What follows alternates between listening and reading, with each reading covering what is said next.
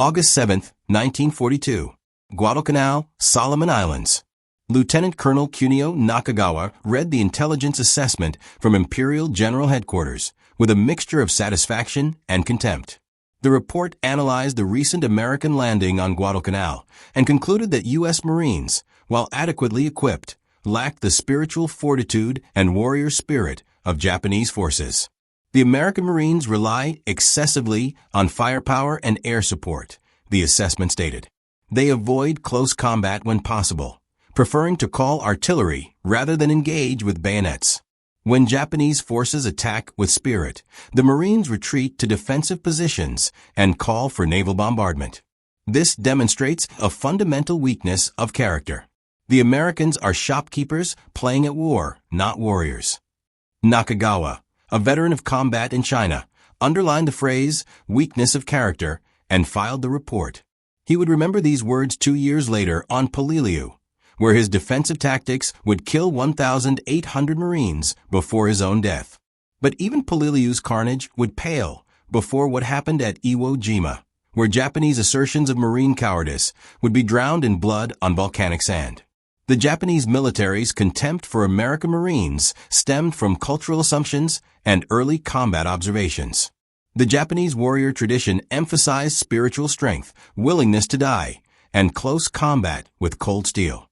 Bushido, the warrior code, taught that death in battle was honorable, surrender was shameful, and victory came through superior spirit overcoming material disadvantage.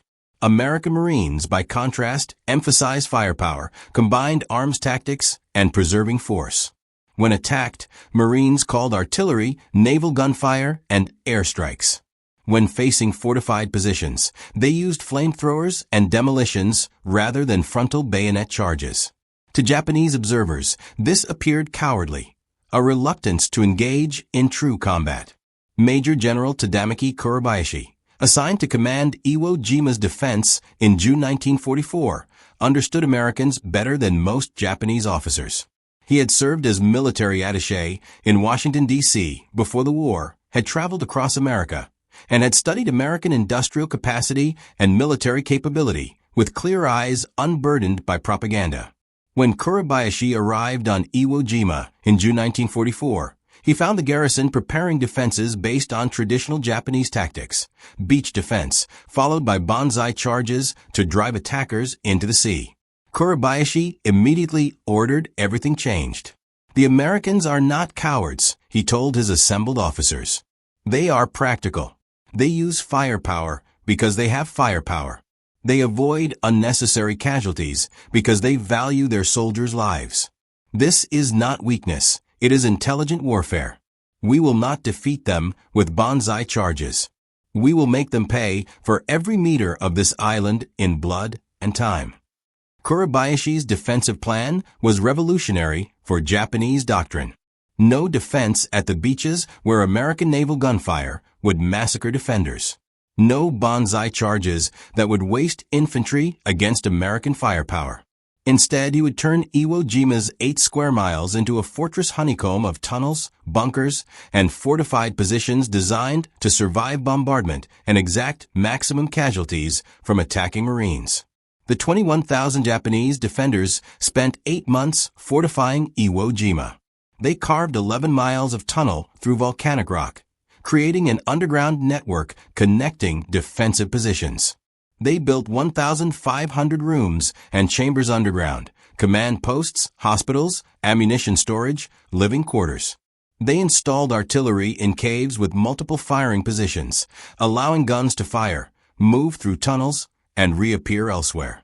The fortifications were engineered with sophisticated understanding of American tactics. Gun positions were sited for interlocking fields of fire. Tunnels allowed defenders to appear behind advancing Marines. Bunkers had multiple exits, so troops could escape when positions were overrun, then reoccupy them after Americans moved on. The entire island became a killing ground designed specifically to defeat Marine Corps tactics. Kuribayashi issued unprecedented orders. No banzai charges, no suicide attacks, no wasting lives in useless gestures. Every defender would kill 10 Americans before dying. Discipline would be absolute. Defensive positions would be held until destroyed. Then defenders would withdraw through tunnels to secondary positions. The battle would last as long as possible, bleeding the Americans white. The orders violated every principle of Bushido and Japanese military doctrine. Officers protested that defending to the death, without attacking, dishonored the warrior spirit. Kuribayashi was unmoved. "Honor is killing Americans," he stated flatly. 10 Americans per defender. That is your duty. How you accomplish it is irrelevant. American intelligence recognized Iwo Jima's strategic value. The island, only 660 miles from Tokyo, could provide an emergency landing field for Damage B, 29 bombers, and a base for fighter escorts. Taking it would save bombers and crews. But intelligence failed to grasp the extent of Kuribayashi's fortifications. The invasion plan called for 3 Marine divisions, the 3rd, 4th, and 5th Marine Divisions, totaling 70,000 men, to land on February 19, 1945. Intelligence estimated the island would be secured in 5 days. Some optimists suggested 4 days. The Japanese garrison was estimated at 13,000 to 14,000 troops. Naval and air bombardment would destroy most fortifications before landing. Marine superiority in firepower would overwhelm surviving defenders. Every assumption was wrong. The garrison numbered 21,000. The fortifications were vastly more extensive than intelligence suggested. And the bombardment, while impressive, barely scratched defenses designed to survive it. For 74 days before the invasion, American aircraft bombed Iwo Jima, the longest pre-invasion bombing in the Pacific War. For 3 days before landing, naval vessels bombarded the island. 6 battleships, 5 cruisers, and 16 destroyers fired 22,000 shells. The bombardment looked devastating. Marines watching from transports saw the island disappear in explosions and smoke. But Kuribayashi's defenses were mostly underground. The bombardment collapsed some tunnels, destroyed some surface positions, but the vast underground network survived intact. The Japanese defenders waited in their tunnels, enduring the explosions, preparing for the Americans they knew would come. February 19, 1945, 0900 hours. The first wave of Marines hit the beaches. Initial resistance was light, exactly as Kuribayashi planned. He let them land, let them move inland, waited until beaches were crowded with men and equipment. Then, at a signal, the entire island opened fire. Artillery and mortars from prepared positions bracketed the beaches. Machine guns from hidden bunkers swept the sand. Japanese gunners had pre-registered every sector. They didn't need to aim, just fire at coordinates they'd memorized. Marines who had been advancing suddenly found themselves in a killing ground with no cover on volcanic sand that vehicles couldn't cross. Private First Class Robert Leader of the 4th Marine Division later described the first minutes. "We landed and started moving up the beach. No resistance. I thought maybe the bombing had killed them all. Then the world exploded. Mortars started dropping everywhere. Machine guns opened up from positions we couldn't see. The guy next to me just fell over. I didn't even hear the shot that killed him. The sand was black volcanic ash that we sank into, making us slow targets. We couldn't dig in. The sand wouldn't hold a hole. We just pressed flat and prayed." The Marine Corps had faced determined Japanese defenders before Guadalcanal, Tarawa, Saipan, Peleliu. But Iwo Jima was different. The Japanese weren't launching banzai charges that Marine firepower could massacre. They were fighting from prepared positions, using terrain expertly, withdrawing through tunnels when positions became untenable, and making Marines pay for every advance in blood. By day's end, 30,000 Marines were ashore. Over 2,400 were casualties, killed or wounded. The invasion had been expected to take 4 or 5 days. After 1 day, the Marines held a beachhead barely 1,000 yards deep, paid for with casualties exceeding the worst predictions. The battle developed into brutal close-quarters combat that would continue for 36 days. Marines advanced yard by yard against fortifications that often couldn't be seen until they opened fire. Bunkers had firing ports only inches high, impossible to spot, deadly when they revealed themselves. Japanese defenders let Marines pass, then fired from behind. Positions declared secured would erupt with fire hours later from Japanese who had remained hidden in tunnels. The fighting destroyed Japanese assertions about Marine cowardice. To advance at all required courage that Japanese officers had insisted Americans lacked. Marines crawled forward under fire, knowing that every movement might trigger a bullet. They assaulted fortified positions with flamethrowers and demolitions.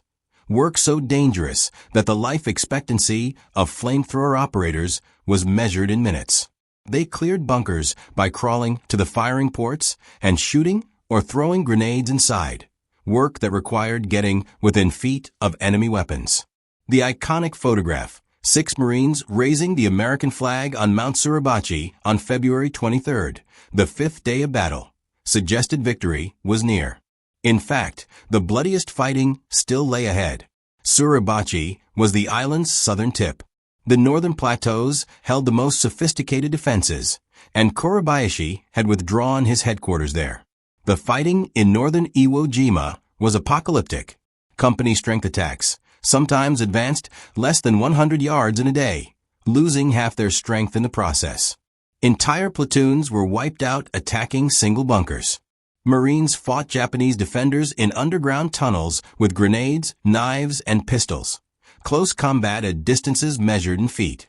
Sergeant John Basilone, a Medal of Honor recipient from Guadalcanal, was killed on February 19th, the first day, when his machine gun position was destroyed by mortar fire. Corporal Tony Stein, who had improvised a machine gun from a wrecked aircraft, single-handedly destroyed multiple pillboxes before being killed.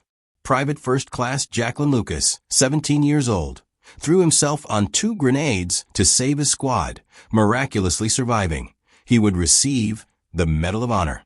27 Medals of Honor were awarded for actions on Iwo Jima, more than any other battle in American history.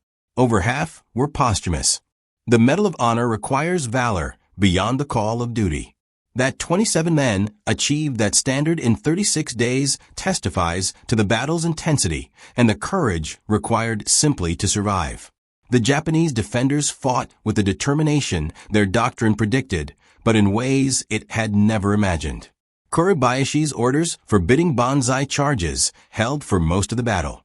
Japanese soldiers died in their positions, fighting until killed. Then the next position took up the battle. The spiritual strength Japanese military culture emphasized was directed not into theatrical suicide charges, but into patient, disciplined defensive fighting that bled the Marines far more effectively than banzai attacks ever had. But the cost to Japanese forces was equally catastrophic. By the end of February, 2 weeks into battle, over half the garrison was dead. Ammunition was running short. Food was nearly exhausted.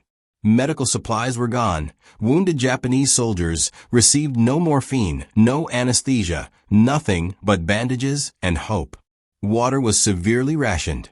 In early March, with organized resistance collapsing, some Japanese units launched the banzai charges that Kuribayashi had forbidden.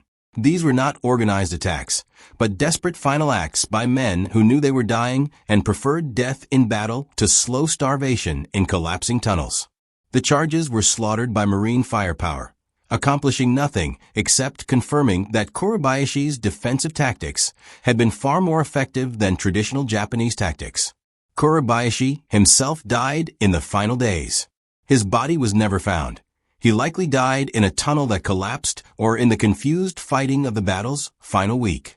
But his radio transmissions, intercepted by American intelligence, revealed his final assessment of the Marines he had fought.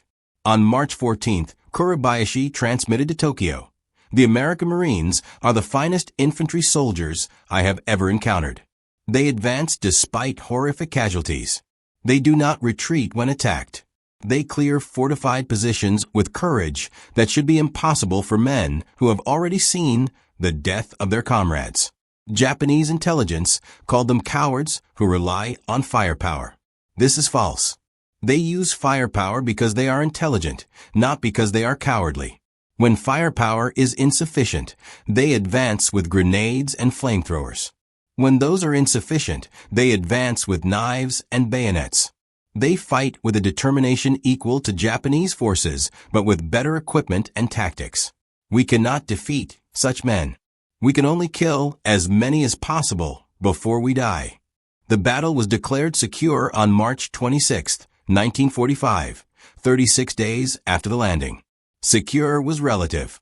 Japanese soldiers continued emerging from tunnels to fight for weeks afterward. The last organized resistance ended on March 26, but individuals and small groups fought on. The final Japanese soldier didn't surrender until January 6, 1949, nearly 4 years after the battle ended. The casualties were catastrophic for both sides. Of 21,000 Japanese defenders, only 216 were taken prisoner. The rest died. The survival rate was less than 1%. For American forces, the casualties totaled 26,000, killed, wounded, or missing. Nearly 7,000 Marines died. The casualty rate of 36% was the highest of any Marine Corps battle in World War II. The 5th Marine Division suffered 60% casualties. Every infantry battalion in the assault divisions took over 50% casualties. Some companies were essentially destroyed. 4th Company, 23rd Marines suffered 90% casualties. These weren't just statistics, they were teenagers from American towns who landed on volcanic sand and died there. The value of Iwo Jima was debated even as the battle raged. Was taking the island worth 7,000 American lives? The official justification was saving B-29 crews. By war's end, 2,251 B-29 bombers had made emergency landings on Iwo Jima, potentially saving 24,761 crewmen. If even a fraction of those aircraft would have crashed without Iwo Jima's runway, the lives saved exceeded the lives lost taking the island. But the strategic calculation was cold comfort to Marines who fought there. They knew only that they were ordered to take an island, and taking it required crawling through volcanic sand toward bunkers that couldn't be seen until they opened fire, watching friends die, knowing that survival was partly skill, but mostly luck. The Japanese assessment of Marine cowardice didn't survive Iwo Jima.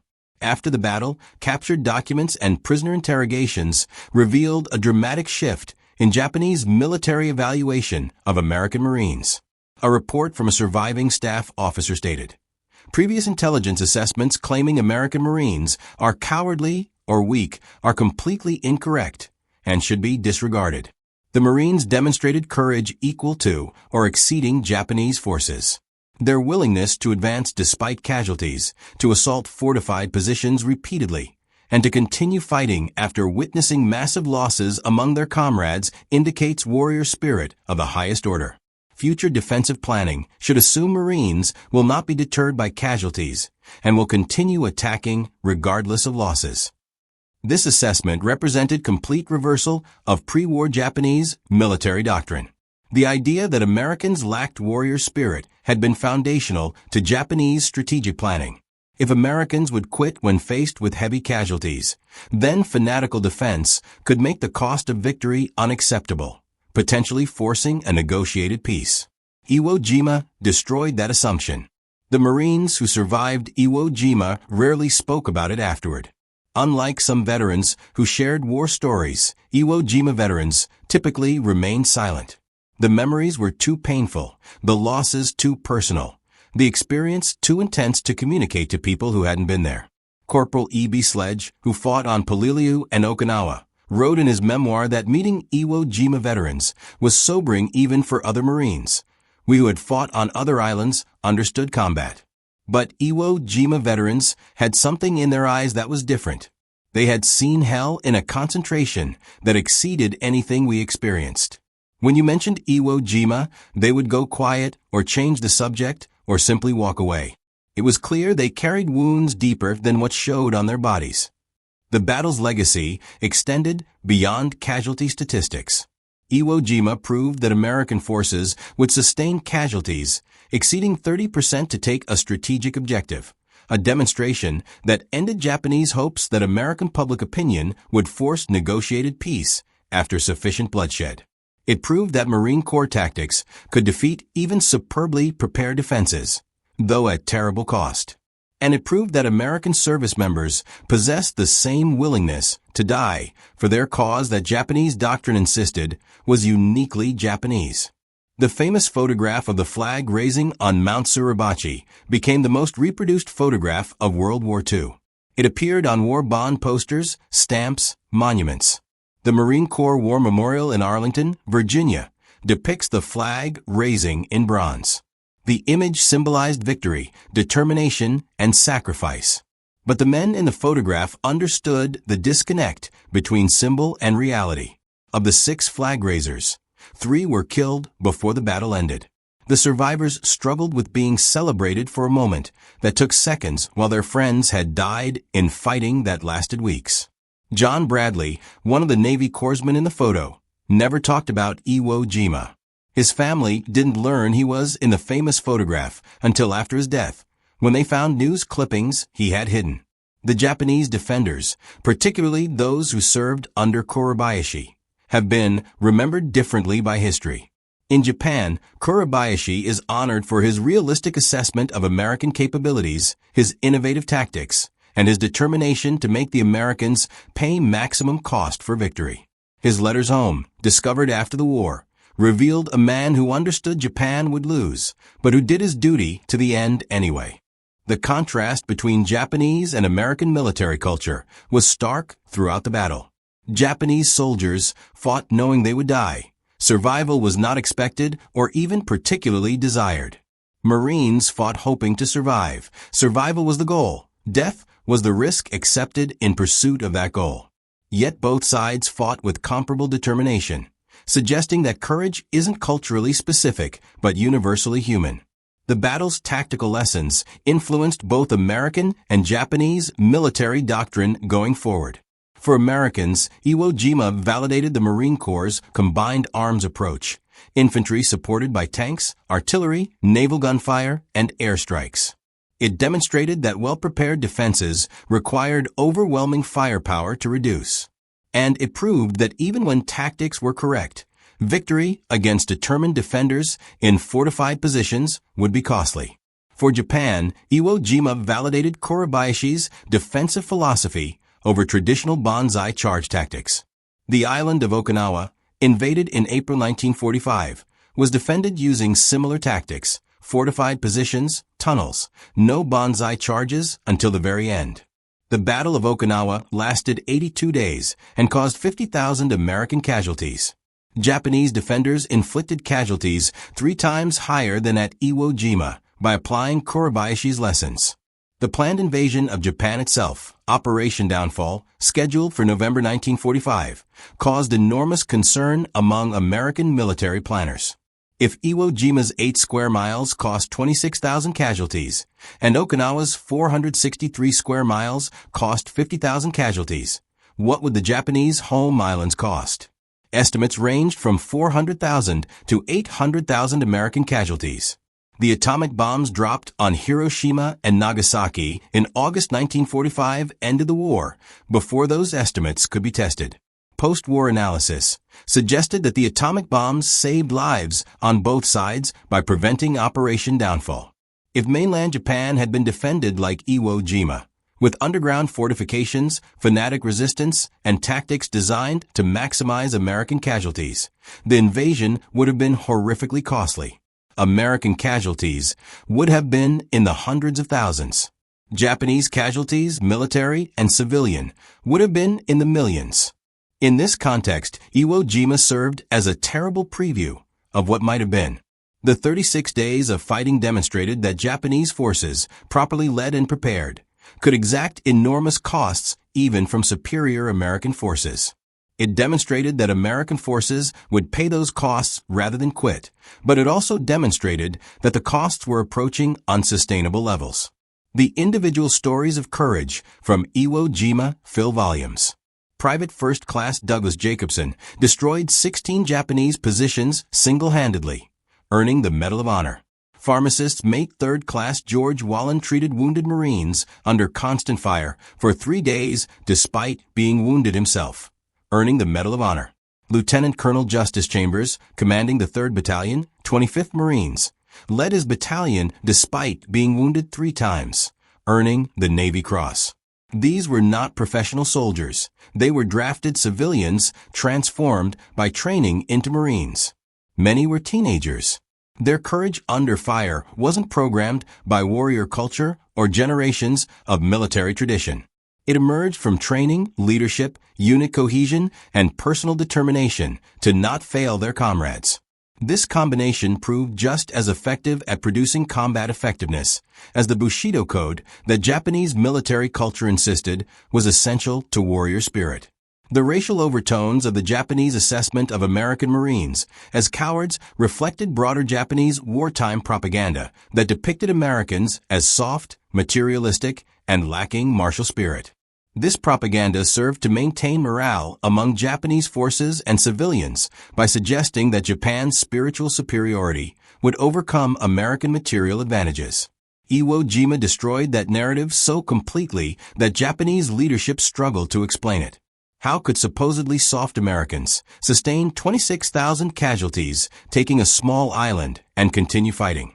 How could they watch their comrades die and still advance? The only explanation was that the propaganda had been wrong. Americans did possess warrior spirit. They simply expressed it differently than Japanese doctrine expected. The Marine Corps itself was transformed by Iwo Jima.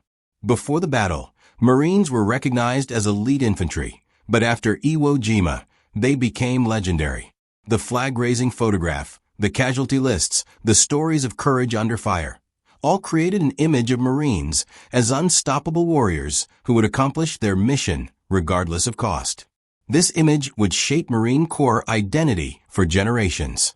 But the Marines who fought at Iwo Jima were reluctant heroes. They didn't feel legendary. They felt lucky to have survived. Many struggled with survivor's guilt, wondering why they lived when better men died. Post-traumatic stress disorder wasn't recognized in 1945. So veterans suffering psychological wounds received no treatment. They were expected to return home, resume civilian life, and not talk about the war. Many did exactly that, carrying their trauma in silence for decades. The reunions of Iwo Jima veterans, held periodically after the war, were bittersweet affairs. Survivors gathered to remember fallen comrades, to share experiences that no one else could understand, and to grapple with memories that didn't fade with time. These reunions grew smaller each year as veterans aged and died. The last major reunion occurred in 2015 for the battle's 70th anniversary. The youngest veterans were in their late 80s. Most were already gone. On February 19, 2025, the 80th anniversary of the Iwo Jima landing, perhaps a handful of veterans will still be alive. They will be centenarians, the last living witnesses to 36 days that proved beyond doubt that American Marines possessed courage equal to any soldiers who ever fought. The Japanese assertion that Marines were cowards who relied on firepower rather than warrior spirit was revealed as projection, attributing to the enemy the very weakness Japan feared in itself. The Americans fought with the same determination as Japanese forces, but with better tactics, better logistics, and a military culture that valued accomplishing the mission rather than dying gloriously. In the end, Iwo Jima proved that courage isn't culturally specific. Japanese soldiers who died in their positions demonstrated it. Marines who advanced despite watching their friends die demonstrated it. The difference wasn't courage. Both sides had that in abundance. The difference was that American military culture channeled courage toward victory, while Japanese military culture channeled it toward death. At Iwo Jima, victory meant taking the island. Taking the island required Marines to demonstrate courage that Japanese military theorists had insisted Americans didn't possess. They possessed it. They proved it. And 36 days of fighting obliterated forever the Japanese claim that Marines were cowards. The volcanic sand of Iwo Jima, stained with the blood of 7,000 Marines who died there, stands as eternal refutation of that lie. The Marines weren't cowards. They were warriors. And the Japanese learned that truth too late to change the war's outcome, but soon enough to understand why they lost.